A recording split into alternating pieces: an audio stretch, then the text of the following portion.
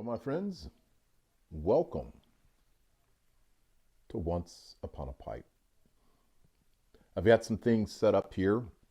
My pipe is loaded and ready to go. Today I am smoking my Boots Chacombe Calabash Church Warden.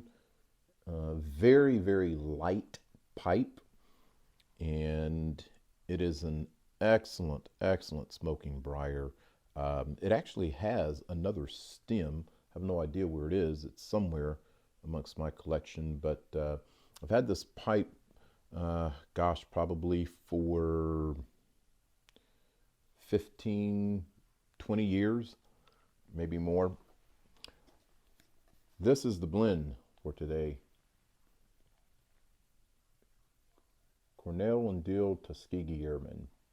Today, interestingly enough, I want to share something with you that I shared with my son the other day. We were downstairs and I was just going through some of the books on the shelves, and I came across this book right here, the Norton Anthology of World Masterpieces. Yeah. So back in my college days, there were, I think, 3 or 4 books that really had a significant impact on me. And I'll tell you what those are in just a sec.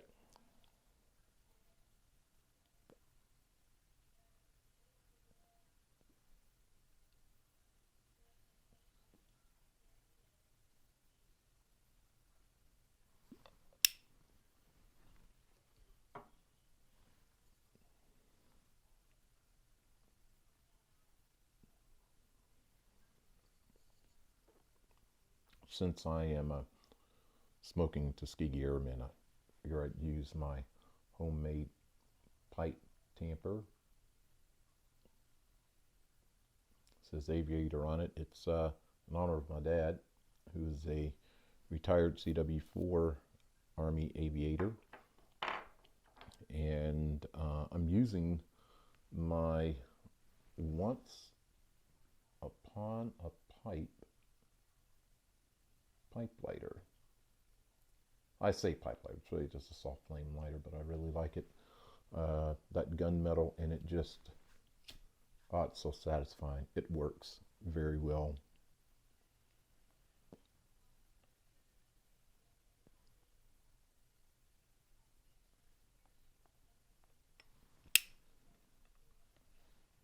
So,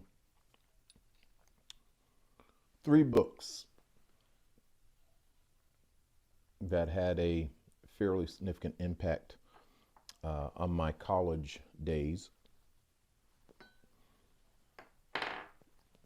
One of them was a book called The Imitation of Christ. It's a book that my history professor told me about. And he just mentioned it in class, just kind of in passing. And he mentioned Thomas à Kempis, and I stayed afterwards, and that really caught my attention, and he told me a little bit more. So I headed to our local bookstore, Joseph Beth's, up the road, and got that book. It just was a devotional book that I read, and it had a significant impact on me. And one of the biggest things was the section on communion. Just profoundly changed how I viewed communion, the seriousness of it. Another book that I used quite often is called My Utmost for His Highest by Oswald Chambers. My Utmost for His Highest. That was a daily devotional book that got me through several years of college as a way of just daily meditating and making that part of my mornings. The other book, it's really a story from that book, was the Norton Anthology of World Masterpieces. We were given a syllabus that had the list of literature from this book that we would be going over for the semester. However, as I got the book, I turned to the table of contents, and there were some things in here that we were not going to be going over. And one of those was the narrative of the life of Frederick Douglass, an American slave. That caught my attention. So it was later on, probably over the summer, that I pulled this book out and I turned to that narrative and I started to read that. It was one story in which I would find myself at the end of some sections just in tears. What I want to share with you today is one of those sections that was particularly emotional to me, and I'll just read it for you. This is going to come from chapter 8. Chapter 8, and I'll just pick up kind of midway in and just read a couple of 3 paragraphs for you. If any one thing in my experience, more than another, served to deepen my conviction of the infernal character of slavery and to fill me with unutterable loathing of slaveholders, it was their base ingratitude to my poor old grandmother. She had served my old master faithfully from youth to old age. She had been the source of all his wealth. She had peopled his plantation with slaves. She had become a great-grandmother in his service. She had rocked him in infancy, attended him in childhood, served him through life, and at his death wiped from his icy brow the cold death sweat and closed his eyes forever. She was nevertheless left a slave for life, a slave in the hands of strangers, and in their hands she saw her children, her grandchildren, and her great-grandchildren divided like so many sheep without being gratified the small privilege of a single word as to their or her own destiny. And to cap the climax of their base ingratitude and fiendish barbarity, my grandmother, who was now very old, having outlived my old master and all his children, having seen the beginning and end of all of them, and her present owners finding she was of but little value, her frame already racked with the pains of old age, and complete helplessness fast stealing over her once active limbs, they took her to the woods, built her a little hut, put up a little mud chimney, and then made her welcome to the privilege of supporting herself there in perfect loneliness, thus virtually turning her out to die.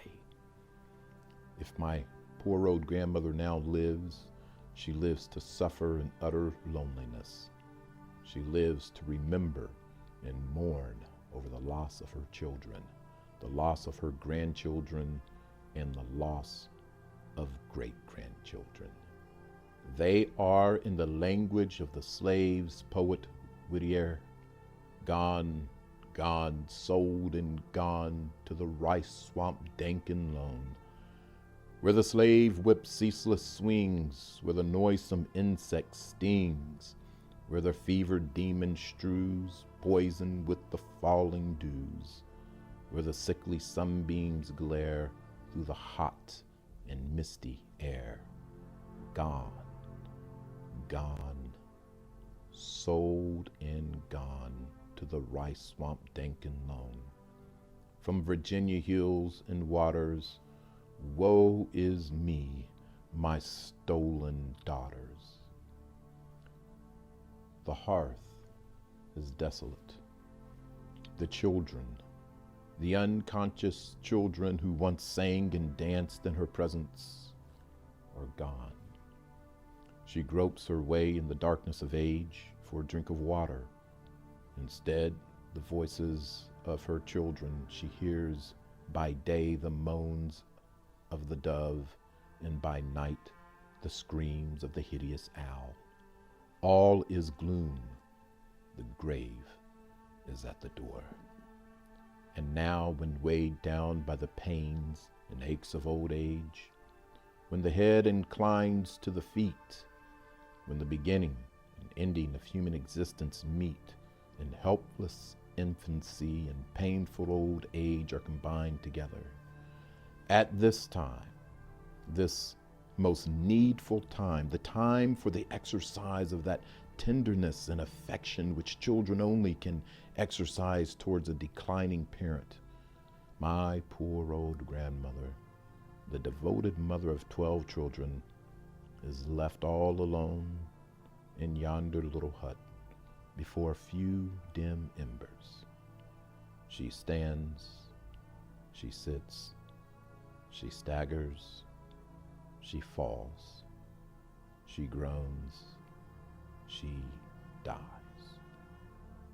And there are none of her children or grandchildren present to wipe from her wrinkled brow the cold sweat of death, or to place beneath the sod her fallen remains. Will not a righteous God visit for these things?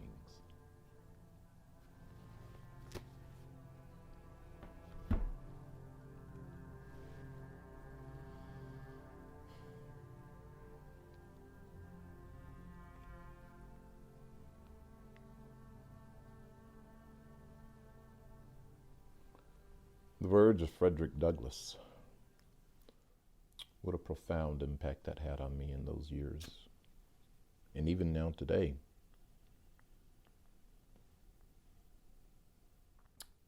I'll let you think about that. As always, thanks for tuning in to Once Upon a Pipe.